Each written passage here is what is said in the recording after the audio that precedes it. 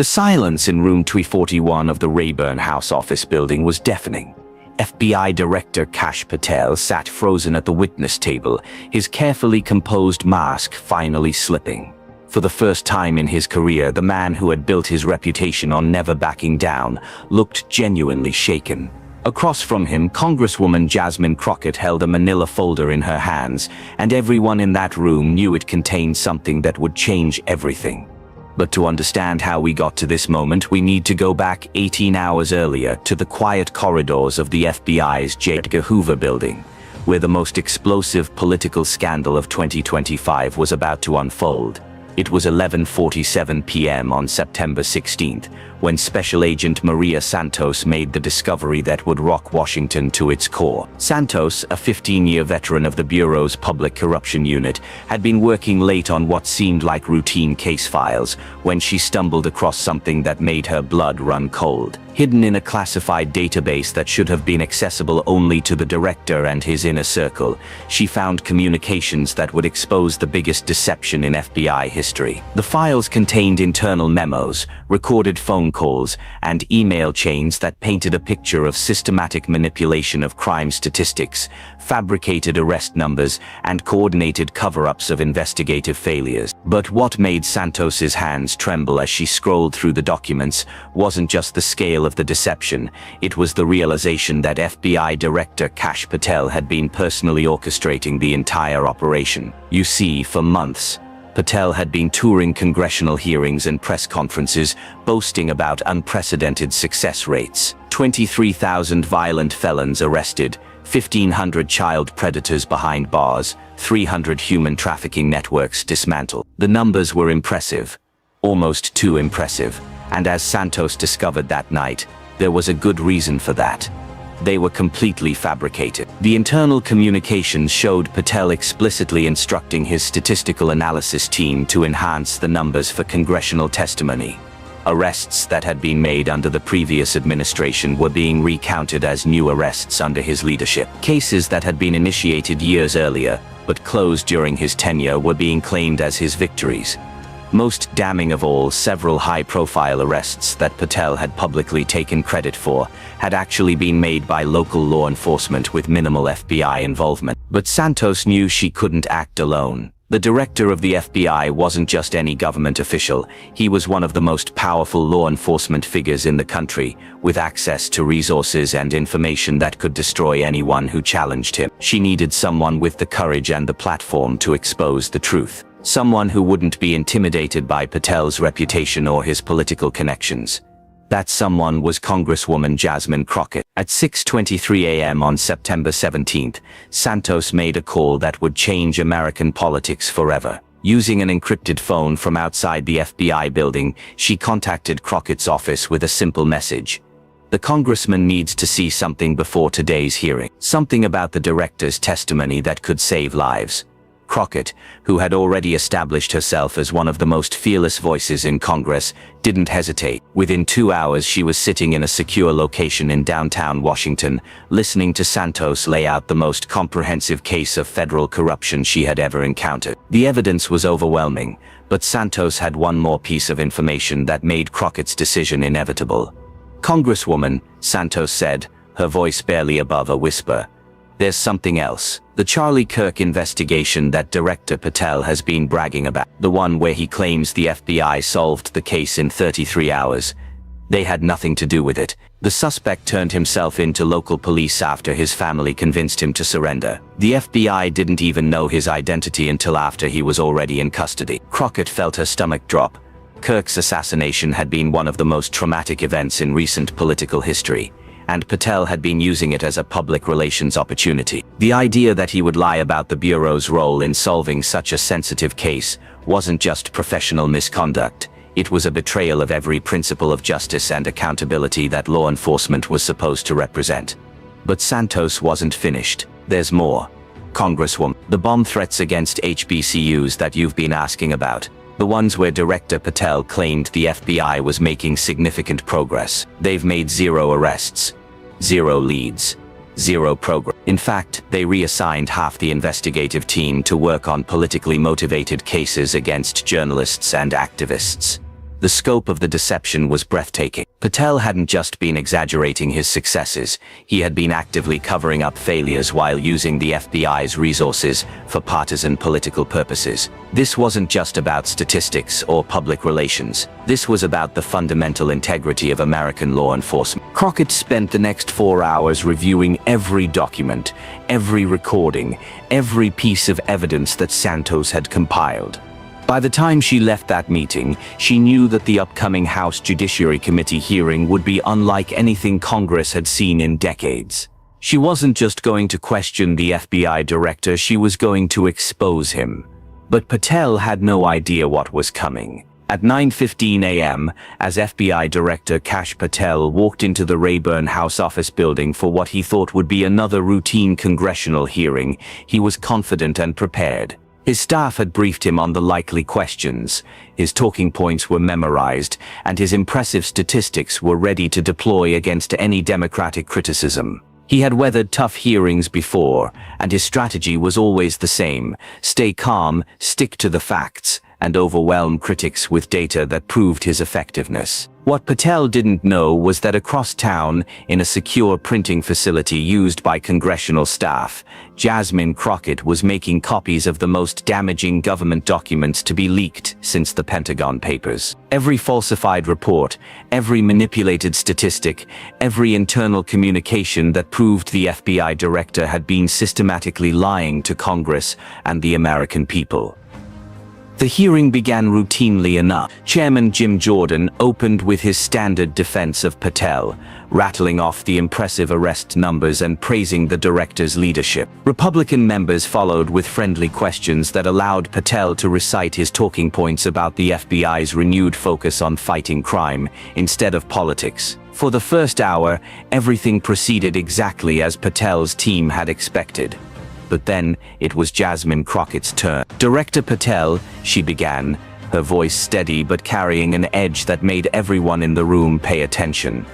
"I want to start by asking you about something you said in your opening statement. You mentioned that under your leadership, the FBI has arrested 23,000 violent felons. Is that correct?" Patel nodded confidently. "That's correct, Congresswoman. It represents more than a 100% increase over the same period under the previous administration. And you personally take credit for this achievement." "I take credit for empowering the men and women of the FBI to do their jobs without political interference, yes." Crockett paused, letting his words hang in the air. Around the room, reporters sensed something was different about this exchange. The Congresswoman's tone wasn't combative or theatrical like it had been in previous hearings. It was methodical, prosecutorial, dangerous. "Director Patel, are you familiar with FBI case file number 2025 DC 7842? His media training had prepared him for attacks on his qualifications, his past statements, even his political loyalties. But no one had prepared him for specific case numbers. Internal FBI case files weren't supposed to be accessible to congressional staff without formal subpoena processes that took weeks or months to complete. I'm not sure I can discuss specific case files in an open hearing, Congresswoman." "Oh, I think you can discuss this one, Direct. Because this particular file contains your internal communications about statistical reporting to Congress. Communications where you explicitly instructed your staff to manipulate arrest numbers for your congressional testimony." The room erupted. Republican members immediately began shouting points of order, demanding to know where Crockett had obtained classified FBI documents. Chairman Jordan banged his gavel repeatedly, trying to restore order. But through the chaos, every camera in the room remained fixed on Kash Patel's face, capturing the moment when one of the most powerful men in Washington realized his career was over. "Congresswoman," Patel said, his voice noticeably strained, "I have no knowledge of any manipulation of statistics, and I resent the implication that Director..." Crockett interrupted, opening the manila folder that had been sitting in front of her. "Would you like me to read your exact words? From an email you sent on July 15th to Statistical Analysis Unit Chief Rebecca Torres." Patel's face went pale. July 15th was burned into his memory because it was the day after a particularly brutal hearing where Senate Democrats had questioned his effectiveness. He had been furious, and in his anger, he had sent communications that he never intended to see the light of day. I quote, Crockett continued, her voice carrying clearly through the now silent hearing room. Rebecca, I need you to go back through the arrest numbers from the past 6 months and find ways to boost our numbers for the House hearing next week. Include anything we can reasonably claim credit for, even if the initial work was done before I took office. The important thing is that we show Congress this administration is delivering results. The silence that followed was absolute. For perhaps the first time in congressional history, a room full of politicians, reporters, and staff members was completely speechless. The implications of what Crockett had just revealed were staggering. The FBI director had not only manipulated statistics, he had done so in writing, creating a permanent record of his deception. But Crockett wasn't finished. Director, would you also like me to read your follow-up email from July 18th, where you told Torres to be creative with the numbers and reminded her that Congress doesn't have access to our internal case-by-case breakdowns, so we have flexibility in how we present the data? Patel tried to respond, but no words came out. Around him, his staff looked like they wanted to disappear into the floor. Behind him, FBI assistant directors who had spent decades building their reputations were realizing that their careers might be destroyed by association with his misconduct. Chairman Jordan, who had spent the morning defending Patel's record, looked like he had been hit by a truck. The statistics he had just spent an hour praising, statistics that had been the foundation of Republican arguments about FBI effectiveness under Trump, were apparently complete fabrications. Congresswoman Jordan said weakly, "We need to verify the authenticity of these documents before." Chairman Jordan Crockett replied, her voice now carrying the confidence of someone who held all the cards. "I have 17 more emails, 12 recorded phone conversations, and 43 pages of internal memos that corroborate these communications. I also have testimony from FBI personnel who were ordered to participate in this deception and are now willing to testify under oath about Director Patel's instructions." The hearing room was now in complete chaos. Republican members were huddling with their staff, trying to figure out how to distance themselves from Patel's apparent lies. Democratic members were barely containing their excitement at witnessing what might be the most significant congressional testimony in a generation. But all eyes remained on Kash Patel, who sat frozen at the witness table like a man watching his entire world collapse in real time. And then Crockett delivered the knockout blow. "Director Patel, I want to ask you specifically about the Charlie Kirk investigation, which you have repeatedly cited as an example of the FBI's effectiveness under your leadership. You've claimed in multiple interviews and congressional testimonies that the FBI solved this case in 33 hours through superior investigative work. Is that your testimony today?" Patel's mouth moved, but no sound came out. He knew that whatever he said next would either be perjury or an admission that he had been lying to Congress and the American people for months. Director Crockett pressed, "I'm going to ask you again. Did the FBI solve the Charlie Kirk case through investigative work conducted under your direction?" The cameras captured every micro-expression on Patel's face as he wrestled with an impossible choice. Tell the truth and admit to months of deception, or lie under oath and face potential federal charges.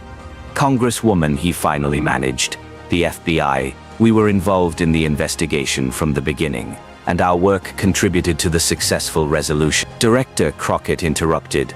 "The suspect in the Charlie Kirk case turned himself in to local police after his family convinced him to surrender. The FBI didn't identify him, locate him, or arrest him. You had literally nothing to do with solving this case. Isn't that correct?" The silence stretched for what felt like an eternity. Around the hearing room, spectators held their breath as they watched one of the most powerful figures in American law enforcement squirm under the relentless questioning of a freshman congresswoman who had done her homework. The FBI's role in any investigation is complex, and there are often multiple factors that contribute to successful outcomes. "Director, that's not what I asked you. I asked you a simple yes or no question. Did the FBI solve the Charlie Kirk case? Yes or no?" Patel looked around the room desperately, as if hoping someone would rescue him from this nightmare. But his staff couldn't help him, Chairman Jordan couldn't help him, and the Republican members who had been defending him just minutes earlier were now avoiding eye contact. "No," he whispered. "I'm sorry, Director. Could you speak up? I don't think the microphones picked that up."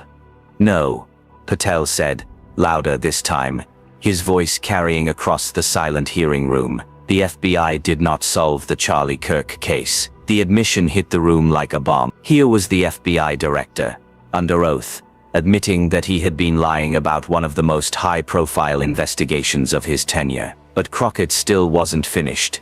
"Director Patel, how many other cases have you falsely claimed credit for in your congressional testimony?" I don't recall claiming credit for cases that weren't appropriately attributed to the Bureau's work. Director, I have documents showing that of the 23,000 arrests you've claimed credit for, nearly 60% were either initiated under the previous administration or conducted primarily by local law enforcement with minimal FBI involvement. Were you aware of this when you testified to Congress about these numbers? The question hung in the air like a death sentence. Everyone in the room understood that Patel was facing a choice between admitting to systematic deception or committing perjury in front of a national television audience. Congresswoman, statistical analysis in law enforcement is complex, and different agencies can have legitimate reasons to claim involvement in successful operations. Director, that's not an answer to my question. Were you aware that the statistics you provided to Congress were misleading when you provided them?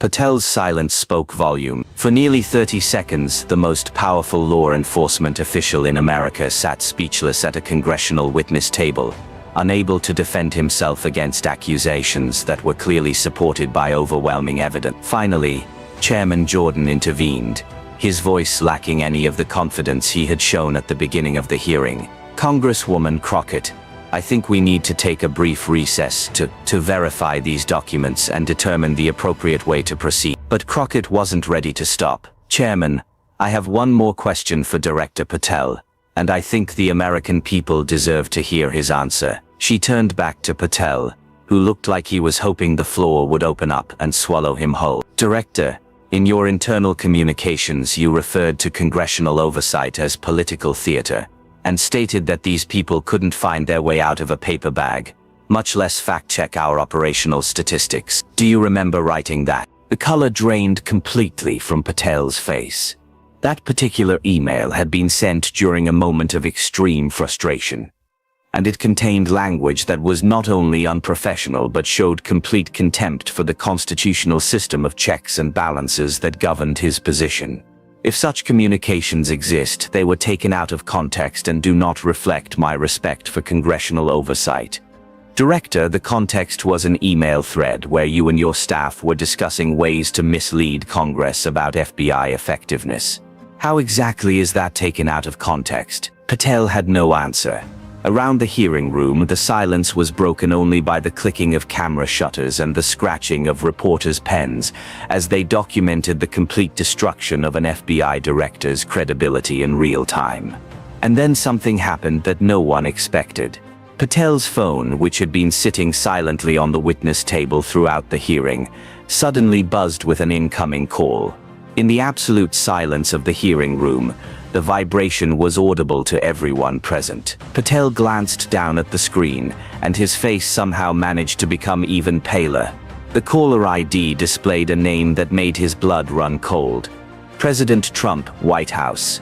In that moment, Kash Patel realized that his congressional testimony was the least of his problems. If Congress had access to his internal FBI communications, there was no telling what else might be exposed.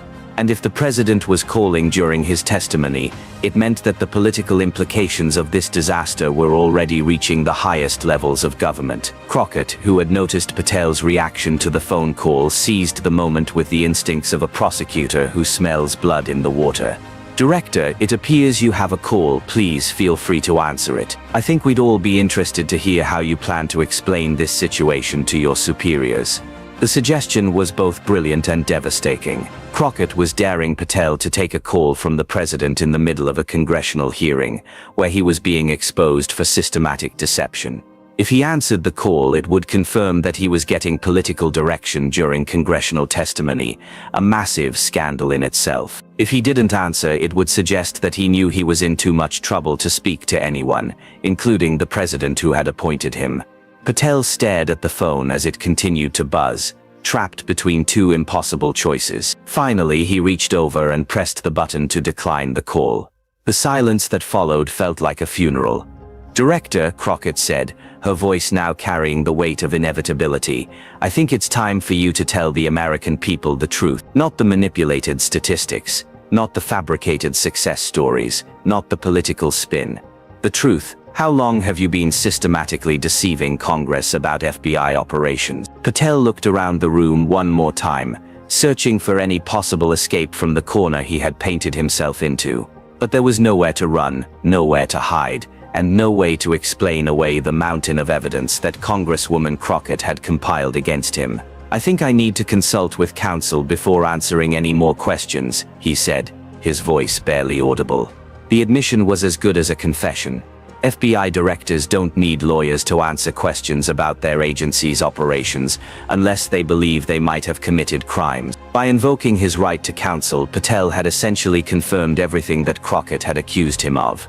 The hearing room erupted in chaos as reporters rushed to file their stories and congressional staff tried to figure out the implications of what they had just witnessed. But through it all, Jasmine Crockett sat calmly at her committee table, the manila folder still open in front of her, looking like someone who had just accomplished exactly what she set out to do. She had exposed the biggest lie in FBI history, and she had done it with the precision of a surgeon and the tenacity of a pit bull. In the span of 30 minutes, a freshman congresswoman from Texas had brought down one of the most powerful figures in Washington, armed with nothing but the truth and the courage to speak it.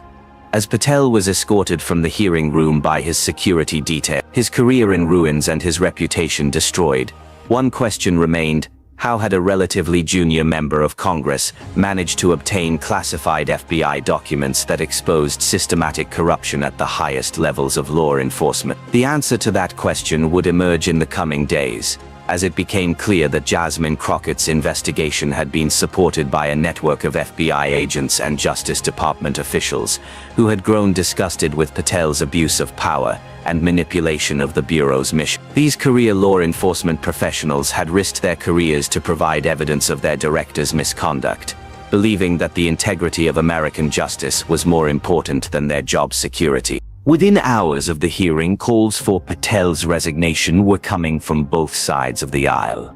Republican senators who had voted to confirm him were now demanding investigations into how he had misled them during the confirmation process. Democratic leaders were calling for criminal investigations into potential perjury and obstruction of justice charges.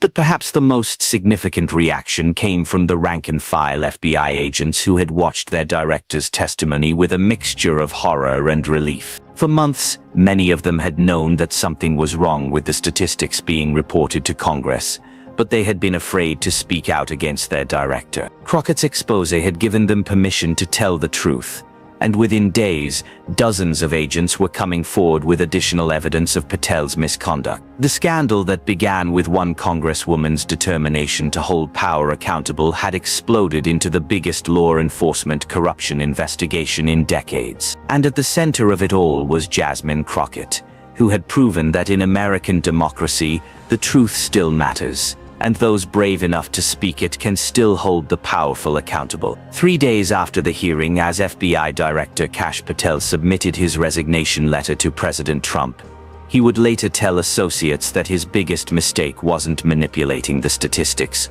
or lying to Congress. His biggest mistake was underestimating a freshman congresswoman who had done her homework and wasn't afraid to use it.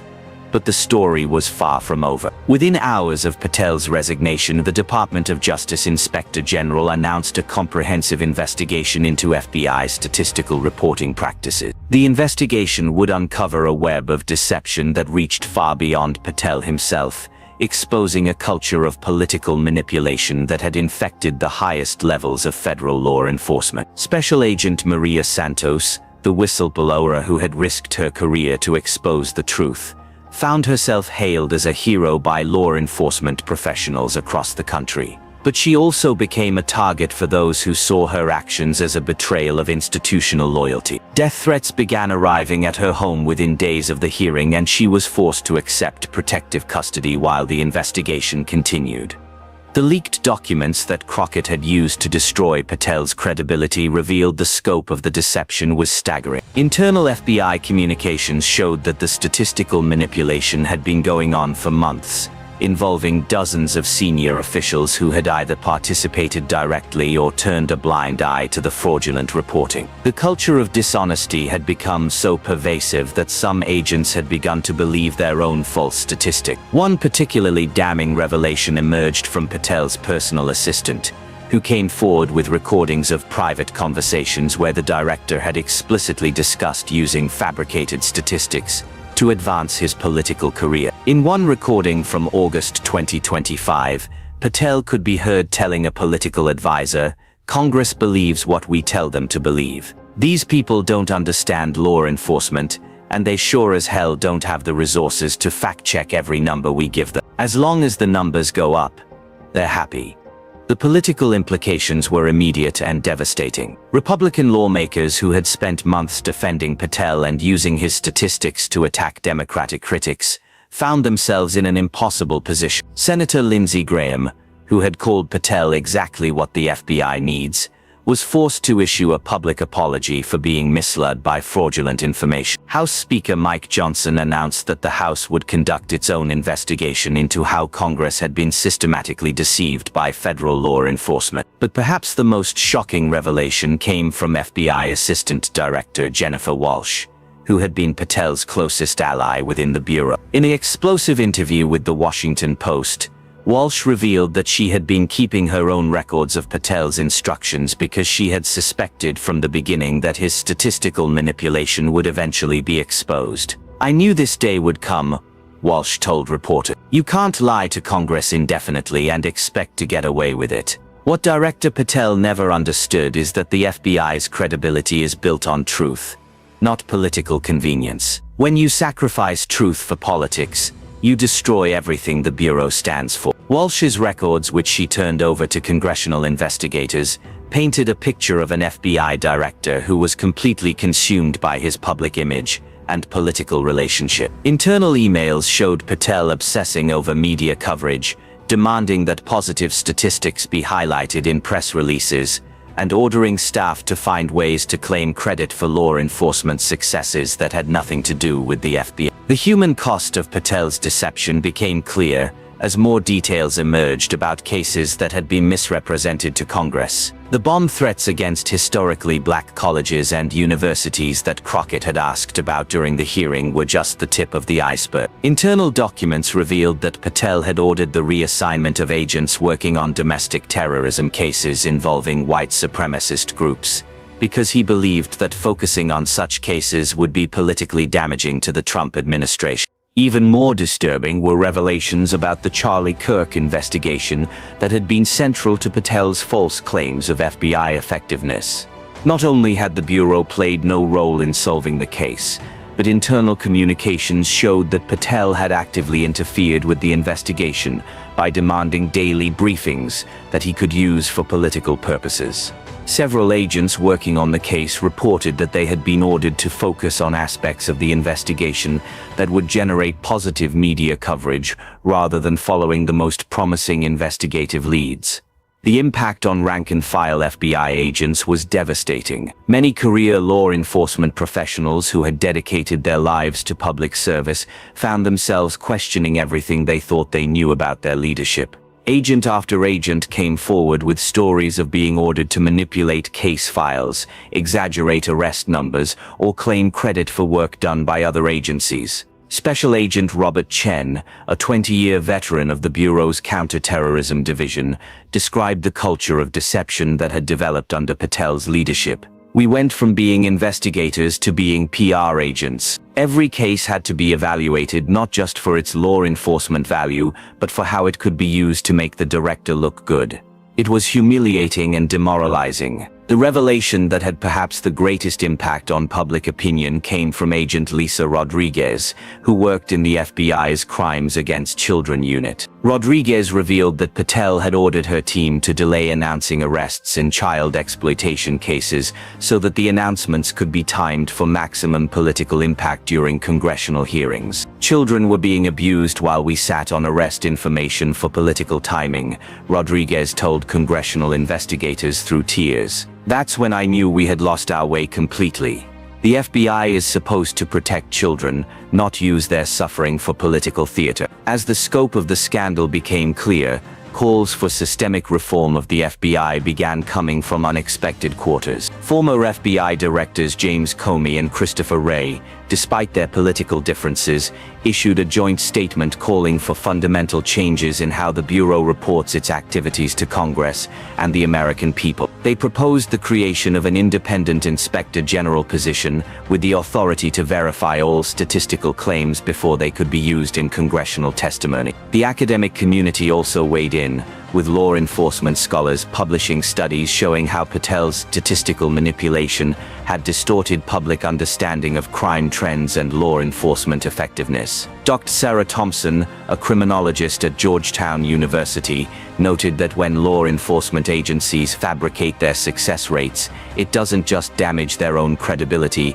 it undermines public confidence in the entire criminal justice system. International allies expressed concern about how the FBI scandal might affect intelligence sharing and law enforcement cooperation. Several European intelligence officials privately told American counterparts that they would need reassurances about FBI integrity before continuing certain joint operations. The scandal had damaged not just Patel's career, but America's reputation as a reliable partner in international law enforcement. Meanwhile, Jasmine Crockett found herself thrust into the national spotlight as the Congresswoman who had brought down an FBI director. Speaking engagements poured in from across the country, and political observers began speculating about her future ambitions. But Crockett remained focused on the systemic issues that had made Patel's deception possible. "This isn't about one corrupt official," she told a packed auditorium at Howard University. "This is about a system that allowed statistical manipulation to go unchecked for months. We need structural reforms that make it impossible for any federal agency to deceive Congress the way the FBI deceived us." Crockett proposed legislation that would require all federal agencies to submit their statistical methodologies to independent auditors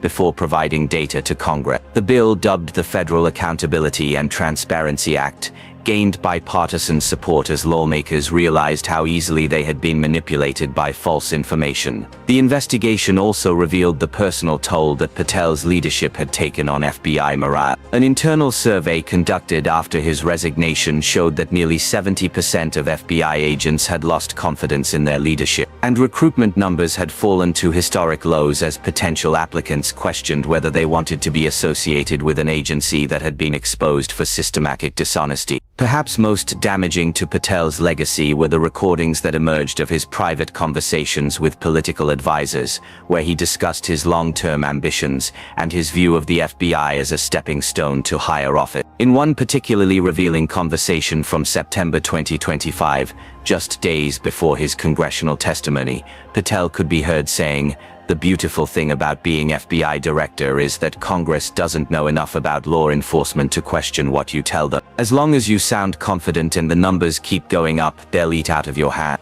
Those words became the symbol of Patel's arrogance and provided prosecutors with crucial evidence of intent to deceive. The Department of Justice immediately appointed a special prosecutor to investigate potential perjury and fraud charges against the former FBI director. More whistleblowers emerged with devastating evidence. Specialists revealed Patel had ordered them to alter electronic case files. His own chief of staff disclosed that Patel maintained an enemies list of agents he suspected of disloyalty, systematically excluding them from promotions and subjecting them to retaliatory investigations. By December 2025, the FBI was undergoing its most comprehensive reform in history under Acting Director Sarah Williams. The scandal had fundamentally changed congressional oversight, with lawmakers now demanding independent verification of all agency statistics. But the most lasting impact was on public perception. Crockett's courage had reminded Americans that democracy depends on citizens brave enough to speak truth to power. Her 30-minute interrogation had exposed not just one man's lies, but an entire system of deception. Jasmine Crockett had exposed the biggest lie in FBI history, proving that truth, when armed with courage and preparation, remains the most powerful force in American politics.